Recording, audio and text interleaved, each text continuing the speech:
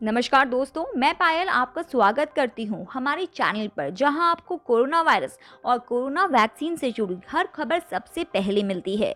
इसी के साथ आज हम आपको बताने जा रहे हैं कोरोना और कोरोना वैक्सीन से जुड़ी 5 बड़ी खबरें, क्योंकि कोरोना वायरस ने पूरी दुनिया में भयंकर कहर मचाया हुआ है।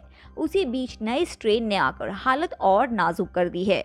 इसी बीच कुछ अच्छी और कुछ बेहद डराने वाली खबरें आज दिन भर बनी रही। चलिए तो बढ़ते हैं पहली खबर की ओर। भारत में पिछले 24 घंटों में 59,118,000 से ज्यादा संक्रमित, 257 लोगों की हुई मौत।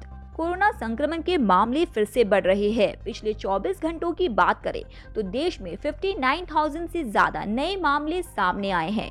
केंद्रीय स्वास्थ्य मंत्रालय के आंकड़ों के अनुसार एक दिन में 59,118 नए केस सामने आए हैं, जबकि कोरोना संक्रमण के कारण 257 लोगों की मौत हो गई है। कोरोना संक्रमण के कुल आंकड़ों पर नजर डालें तो देश में अब कोरोना संक्रमितों की संख्या 1,18,46,652 हो चुकी है, जबकि ठीक होने वालों की संख्या 1,12,64,637 है। देश में अभी 4,21,066 कोरोना के एक्टिव केस है। अब तक कोरोना ने 1,60,949 लोगों की जान ले ली है।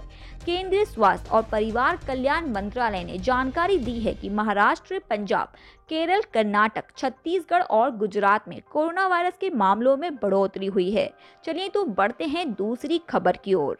देश में इस शहर में 56 घंटों के लिए लगा सख्त लॉकडाउन। जाने क्या खुलेगा और क्या बंद रहेगा। एमपी में बढ़ते संक्रमण को देखते हुए छिंदवाड़ा जिला प्रशासन ने कठोर निर्णय लिया है। महाराष्ट्र की सीमा से सटे जिले में लगातार कोरोना मरीजों की संख्या बढ़ रही है। उसके बाद आपदा प्रबंधन की मीटिंग आयोजित हुई थी। इसी कड़ी में छिंदवाड़ा कलेक्टर सौरभ सुमन और एसपी विवेक अग्रवाल ने आपदा प्रबंधन की बैठक की, जिसमें 2 दिन 3 रात लॉकडाउन रखे जाने का निर्णय हुआ है। अगले आदेश तक धार्मिक स्थलों पर सामूहिक आयोजन नहीं होंगे। इसके साथ ही आम लोगों की एंट्री पूरी तरीके से बंद रहेगी। वहीं इस बार होलिका दहन के दूसरे दिन धुलेंडी यानी सोमवार को भी दुकानें बंद रहेगी।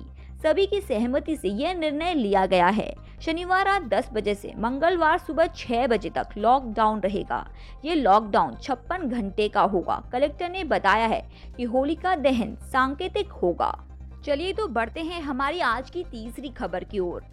छोटे बच्चों पर वैक्सीन का ट्रायल शुरू।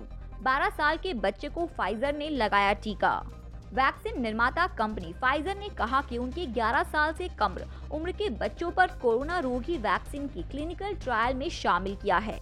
ये वैक्सीन टीकाकरण अभियान के अगले चरण का एक प्रारंभिक संकेत है।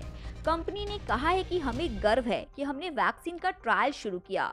बच्चे और उनके परिवार बेसब्री से इसका इंतजार कर रहे हैं। कंपनी इस आयु वर्ग में उपयोग के लिए 3 अलग-अलग खुराक स्तरों पर परीक्षण कर रही है। कंपनी पहले से ही 12 से 15 वर्ष के बच्चों में कोरोना रोगी वैक्सीन के डोज का ट्रायल कर रही है। अमेरिकी आपातकालीन परिघरण में 16 वर्ष और उससे अधिक उम्र के लोग शामिल हैं। फाइजर, मॉडर्न और एक्स्ट्राजेनेका ने छोटे बच्चे को अपने टीकों के परीक्षण में शामिल किया है। वहीं जॉनसन एंड जॉनसन अभी इस पर काम शुरू करने का विचार बना रहा है।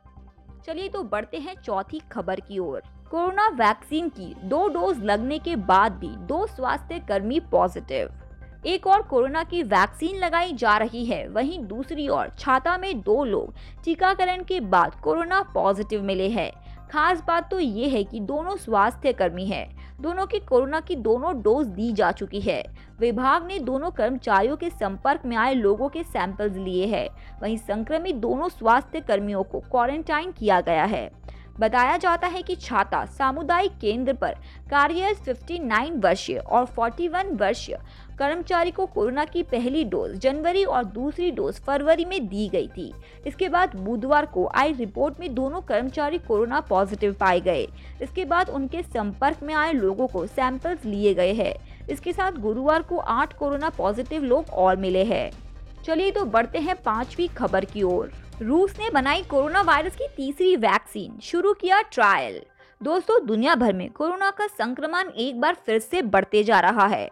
पूरे विश्व में अब तक 12 करोड़ 60 लाख से भी अधिक लोग संक्रमित हो चुके हैं, जबकि 27 लाख से अधिक लोगों ने अपनी जान गंवाई है।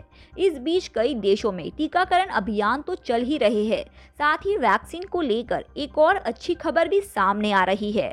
गुरुवार को इंटरफैक्ट समाचार एजेंसी ने रूस में एक मंत्री का हवाला देते हुए बताया कि रूस ने कोरोना की तीसरी वैक्सीन भी बना ली है, जिसका नाम कोविवेक है। बताया जा रहा है कि इसके तीसरे चरण का ट्रायल भी शुरू हो गया है।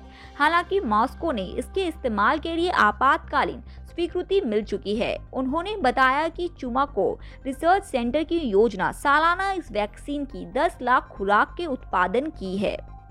तो दोस्तों, यदि आपको न्यूज़ अच्छी लगी हो तो वीडियो लाइक करें और अपने विचार हमें कमेंट कर बताएं और चैनल को सब्सक्राइब करना मत भूलना। और ऐसे ही कोरोना और कोरोना वैक्सीन से जुड़ी अन्य खबरों के लिए आप हमारे चैनल पर जाकर देख सकते हैं। Thank you.